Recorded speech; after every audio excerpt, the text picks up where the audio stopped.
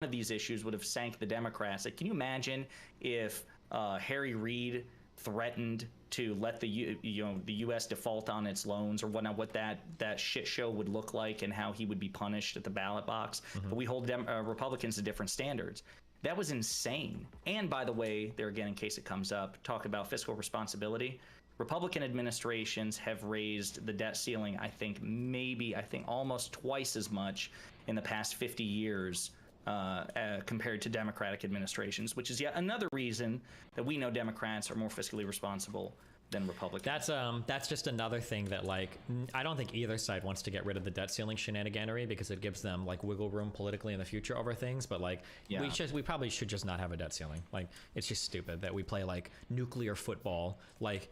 Like the United States defaulting on its debt might actually be worse for the world order than like a limited nuclear strike by Russia. Like, that's how unfathomably catastrophic it would be if the United States defaulted, because USD is supposed to be like the single safest investment worldwide. And the idea that the United States might start to fail to pay back those bonds, it's unfathomable. It just can't happen. It's just unbelievable that people would fuck around with stuff like that. But yeah. Republicans are pushing us to that, to the point where Democrats may have to use budget reconciliation with the lame duck Congress to raise the debt ceiling to like 40 trillion or something, just to get rid of it basically and not have to deal with it, because Republicans are going to use that to try to get some concessions from the Biden administration. It's one of the only tools they have over the next 2 years if they do win even the House. Kind of scary. Yeah. Fuck them. God, fuck, I hate them. Trying to make notes for you to dump in the chat there. I'm looking back from stuff here. So according to my notes, since 1960, the debt ceiling has been raised 49 times by Republican presidents and 29 times by Democratic presidents. Okay, so that, like, again, you talk about fiscal responsibility. Oh, you don't want to increase debt. You don't want to make it, you want to try to reduce debt. And we've had to raise the debt ceilings, nearly twice the number of times because of Republicans. And the other thing, I want to say didn't Trump swear that he was going to get rid of the debt before he left office? Like, he was going to take it from whatever it was under Obama and down to zero. Like, he made that lofty promise. Who the fuck knows? No. I think so. Did he actually say that he was going to get rid of the debt, or did he say he was just going to reduce our deficits? He was, let's see, Trump added $7 trillion to the debt over the course of his administration. So much deficit spending, dude. Unbelievable. And now it's the Democrats' problem. We gotta trim the fat now. So unbelievable. Yeah. Let's see. We can't send another politician to the White House. Trump tweeted, and takes me back, in July 24, 2015. A few weeks after he announced his candidacy for the presidency, several months before the 2016 election, Trump pledged he would be able to eliminate the national debt, then around $19 trillion, over a period of 8 years. He didn't get his 8 years. So I guess maybe he was on the path. Promise. I'm sure he was on the way to doing it. Okay.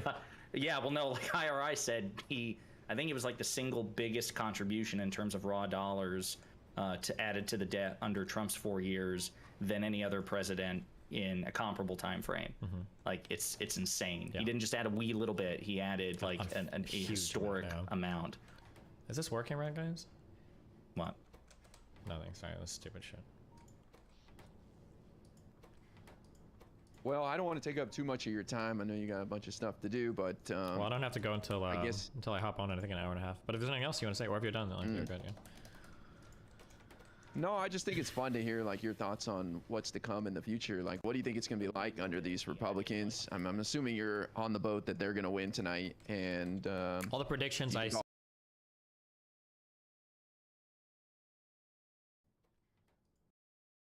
Maybe he was on the path. I'm sure he was on the way to doing it. Okay. Yeah. Well, no, like IRI said, I think it was like the single biggest contribution in terms of raw dollars added to the debt under Trump's 4 years than any other president in a comparable time frame.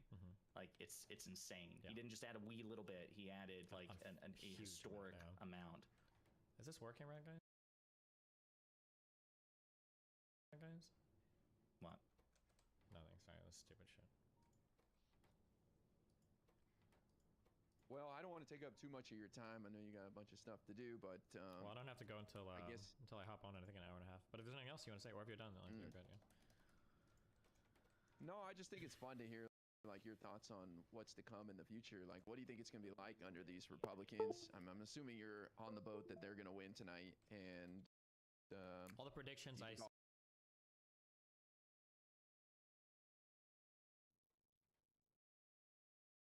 he was on the path. I'm sure he was on the way to doing it. Okay. Yeah. Well, no. Like IRI said, I think he was like the single. All hell breaks loose, or what? Yeah, it seems like they're probably gonna win, and then it's just gonna be like lame duck, basically. Like, probably not gonna be able to do much for the next 2 years. Would be my imagination, right? Do you think Biden's gonna run again? He said he'll make an announcement after the midterms. It's such a throwing away that incumbent advantage seems so not good. Yeah. I feel like he has to, unless his what is his popularity at right now? His approval? I think it's like 42. I thought. It's like 44, 42. Yeah. Yeah, damn, who knows? I don't know, but we have an interesting bench. We have like Gavin Newsom. I think he's kind of a rising star.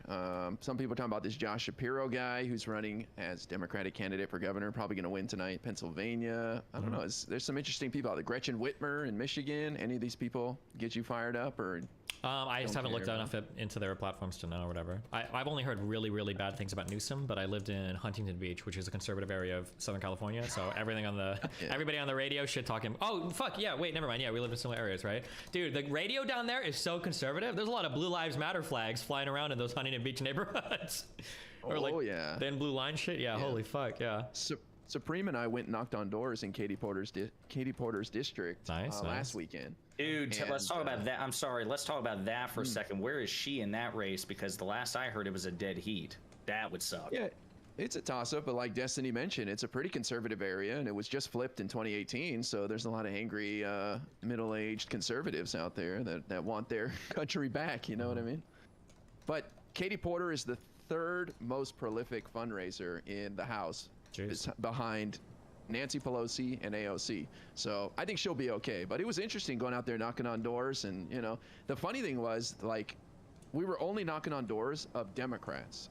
But it would be like 19-year-old female in this nice apartment. And there's no way, unless she's a crypto entrepreneur, that she can afford this. So, like, you know, the parents are going to answer, and they are not Democrats. So it was really awkward a couple of times. They're like, we're not interested at all. Yeah. So, okay. There also were some people protesting outside of Katie Porter's office, and I went right up to them. I was like, I love Joe Biden. They were like, you're a fucking communist, blah. They got all riled up. Nice. It was like when we went to the Trump rally in Beverly Hills. It was fun. Damn. You two went to a Trump rally in Beverly Hills? We almost got killed, yeah. Yeah, I can't believe you're still here right now. That must have been, like, when was this? In 2020 or 2016? Oh, it was the weekend before the election in 2020, and we went to the Lions Den. It was awesome. We pissed off the whole rally. Well, it wasn't a Trump rally. It was like a pro-Trump event, and it was just That sounds like wild. A cult. I don't think there are any, like, moderate, like, Trump events from what I can tell. It's like, it's all hardcore, right? Like, they drank the tea, the Kool-Aid, excuse me. Yeah. Pretty bad. They do. Well, I wish the one thing that we should talk about too is the fact that you talk about institutions. So Trump, there again, you guys might have to correct me on this, but I thought Trump drafted an executive order where it was before he left office, and he just never implemented it for whatever reason. Either he was discouraged from doing it, but where it was going to recategorize most federal employees as like Category F or Schedule F employees, which would basically make them at-will employees of the president. So he'd be able to fire people like Fauci. And apparently, it's difficult for the president. Like, he has to have cause to fire quite a few of these career bureaucrats. He doesn't have, he can't just demand everybody's resignation. But after COVID and some of the pushback that he got from within his administration, and obviously from election officials and whatnot, that he was attempting to make the executive branch at-will employment, so he could fire anybody who disagreed with him. That's scary shit. Like, yeah, that seems pretty weird. Yeah, I don't know if that's how he'd actually end up doing it, but yeah. Oh shit. Yeah, I'm pretty sure it was Category F for Schedule F employees. Listen, Trump had a lot of plans for that second term. He was pretty upset. He was trying to break up NATO. He had a lot of things on his list.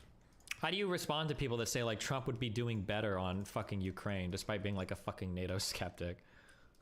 Well, I think he was actively trying to break it up. I mean, he was saying we're going to withdraw money from it, and he was, you know, and now Biden has become the leader of an empire, as Nick Fuentes said. I thought that was kind of base. Yeah, he is the leader of an empire with NATO, and he got Sweden and Finland to join. I mean, it's incredible what he's done. And also, we've hobbled one of our biggest adversaries, one of the biggest irritants in the world, Russia, by funneling money and weapons to the Ukrainians, and bless their hearts, they're willing to fight. And Russia's been shown to be a paper tiger now on the world stage. So, and that's all with Biden's leadership. I think he's done a fantastic job. True.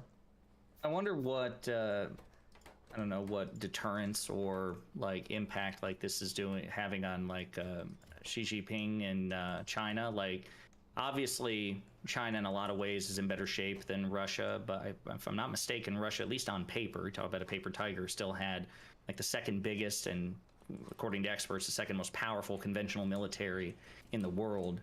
I wonder if the fact that Russia is doing so poorly on the world stage, and like you said, IRI, in large part because of what the U.S. has been able to mobilize in the West, do you think that is, you know, factoring into China's calculus? Like, they don't seem to be as conventionally imperialist, right? I think so doesn't like it's China, less about territory. China is just a way better country than Russia in almost every way, right? They're more economically stable. They've got a better future ahead of them.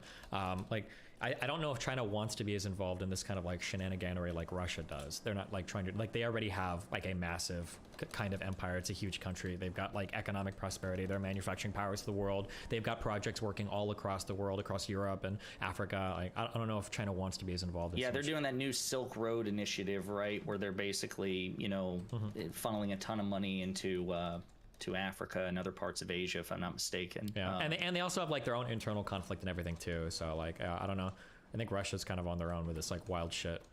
Well, it wasn't the conventional wisdom that they were going to be, you know, there's some foreign policy experts which say that, yeah, okay, the U.S. is still the world's remaining superpower, but, you know, the line from some foreign policy experts a couple of years ago, at least before what's going on in Ukraine, was that in many ways China and Russia are still competitors, that they're near peers of the U.S. between great power and superpower status, and that alliance the two of them have, you know, would be like a really big counterweight to the U.S. And I haven't been following the Ukraine thing, like, you know, obviously like Dylan Burns and others have, but I thought I was reading that China has been kind of distancing themselves from Russia since this happened.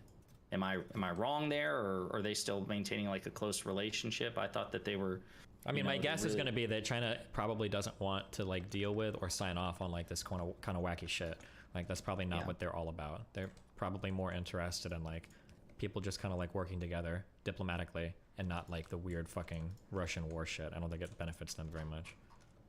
Yeah, I think China signed off on Russia destroying Ukraine in a week, like they thought they would. And then when that didn't happen, China's like, oh, okay, that's not good. But China and India are the ones that are buying the oil from Russia, so they're keeping them afloat. Well, and it benefits them economically to do so too. So of course they will, right? Yeah, but I mean, that's why people think Russia will not use a nuke, because that will really isolate them from China, and even testing a nuke in Siberia or something like that as a threat to the world, that would really isolate them from China and India. But the thing with China is that would be a water invasion, not even over land.